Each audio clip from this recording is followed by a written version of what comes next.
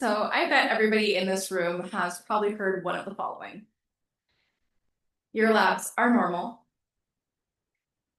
Your case is very complex.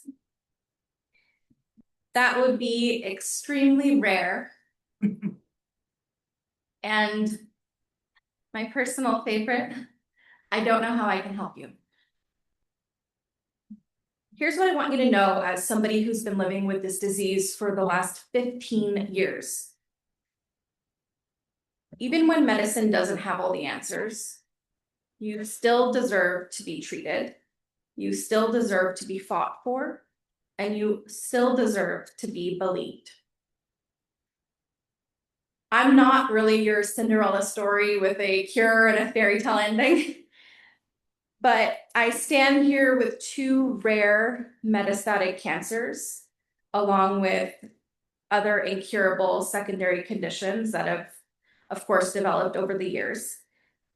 And I'll be honest, I had a hard time writing this speech because I really wanted it to be for the patients and I wanted to be honest. And I want to inspire you, but at the same time, I want to be truthful about this journey, which is so difficult. And just days ago, I was in the ER for shortness of breath and chest pain. And it can be difficult, but that's our truth and it's part of our experience. And although it's nice to hear about positivity or witness a big miracle, know this. My story, like many of you, is painful and it's full of hidden work that no one sees and these quiet miracles. And if you ever feel like no one else in the world gets you, this moment is for you.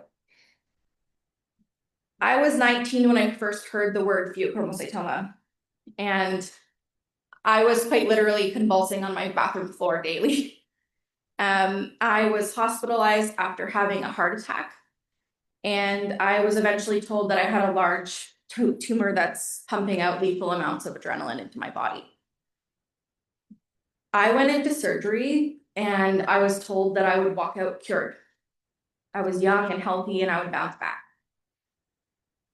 But I suffered a complication, and the tumor capsule ruptured. The tumor cells spilled into my abdomen. And no one told me what that meant. So they said it was benign. They said your genetics are negative and it won't come back. So I started having symptoms again almost right away. And I knew these symptoms. I had lived with them for years and I knew it was back. But I was told your labs are fine. Your CT is clear. And take this beta blocker. It'll help with your anxiety. So 4 years later, the truth came out. It was metastatic, it was recurrent. And in the same breath, the doctors that told me over and over again that I was just anxious delivered a terminal diagnosis. And they gave me 1 to 5 years. I was 23. I had listened politely for 4 years while I was told that this was not possible and that I was wrong and it couldn't be this. And so I figured if I'm going to receive a terminal diagnosis, if I'm going to die, well, I'm not going to go quietly. So I set out to set my story into a blueprint for information that I did not have at that time. I would use whatever time I had to rewrite the narrative for other patients like me.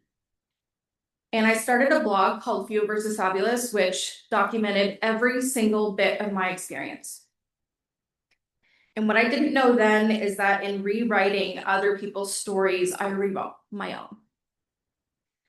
I found a specialized care team here in Montreal.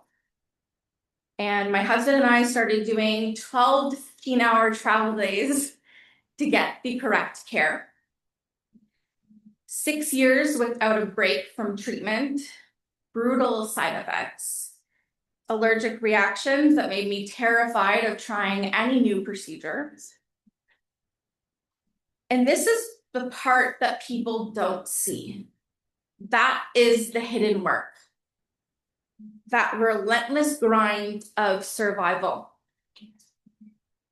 So my husband's sitting in the hallway of doctor's office to get the attention.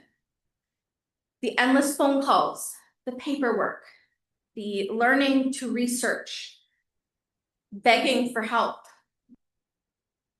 and the laughter that we cling to when everything around us is collapsing. No one claps for these parts, but it matters. Making it through another attack, making it through another day of symptoms, learning your triggers. The day you got dressed or smiled through unimaginable pain. Those are your quiet miracles. These small, quiet miracles are what kept me alive long enough to find the really big ones. From the day that I was diagnosed as metastatic, I learned the true meaning of what it means to self-advocate. I fought to be heard, I asked hard questions, and I always pushed for more. I found doctors who wouldn't turn away from me when it got complicated.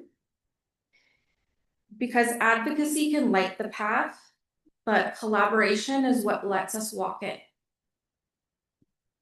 There were moments that we were forced to question everything. So I'm 27 years old when I hear it's time to keep her comfortable. I'm not responding to treatments in the course of the time that we expected. And my local care team is recommending hospice.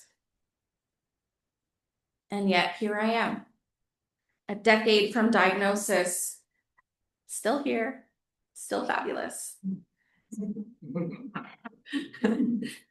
Being complex opens the door to a new level of hope and resilience. It forces us to find ways, new ways forward when all the other doors are closing. And it's in these moments that hope takes on a new meaning. To always believe that there can still be another way. And I didn't do it alone. We don't do it alone. So to the husbands and wives and the partners who see it all and would trade places with us in a heartbeat to take away our pain, to the parents who carry the fear in their bones, to the kids who make us laugh and learn words that they should never have to at their age, to the friends who show up even when they don't know what to say. Your courage goes unseen, but you are woven into every single survival story here. And to my fellow Pheopara friends, I see you. I really, really see you. The long nights, the really brave emails to our doctors, the symptom management. I see the moments that you've been dismissed. And I see the courage that it even took to just show up here today. That's your blueprint. It's a guiding light for everyone who comes after you. Our stories will always be different. We are so unique. But it's these shared truths that matter most. You are never too rare, and you're never too complex.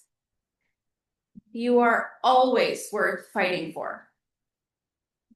And although this disease can and will take so many little pieces of us, I want you to remember that it can never take away who you are. You're fabulous. Thank you.